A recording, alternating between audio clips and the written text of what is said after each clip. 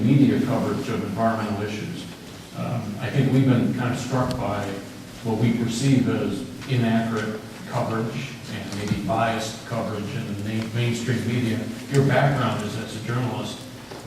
Why is this happening? Why is it so apparent on this issue, but perhaps less obvious on some other issues? I think it's basically obvious in just about every issue out there. That the media has a liberal slant, that conservatives, libertarians who argue that technology, that America's technological advances will take care of these problems that we have with pollution, we're seen as Neanderthals. You know, it's all about saving the earth, and it's a really disappointing approach because there's so much science out there that we are not paying attention to.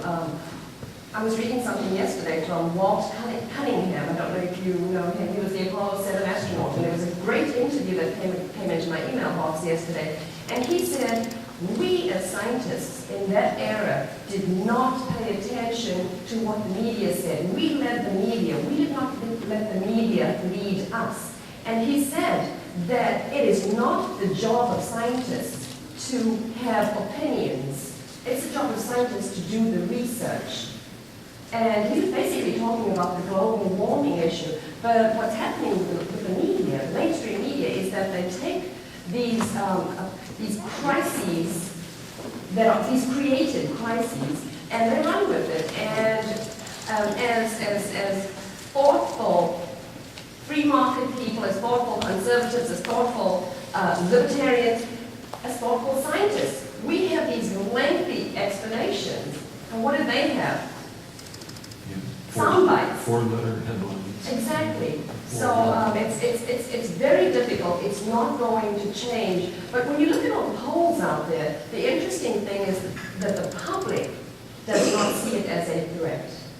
And that's very important. You know, we need to step beyond the mainstream media, basically, and take our message directly to the public, to constituents, because that is not what they care about. What they care about is job creation. They care about the economy. Why are we not pointing out that when Spain moved to green energy, every green job that they created took away 9 traditional jobs?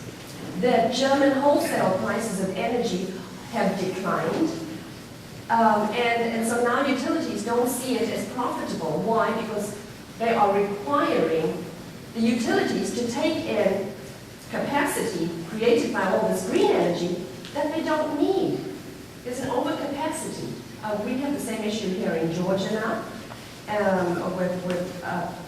The utilities have enough of a supply, have enough capacity, but they are going to be required to take on more solar energy now. And this is seen as a good thing, as far as the mainstream media is concerned. And yes, don't get me wrong, you know, a variety of approaches in energy is great, but we have to ensure that we have an efficient, reliable, and cost-effective grid out there.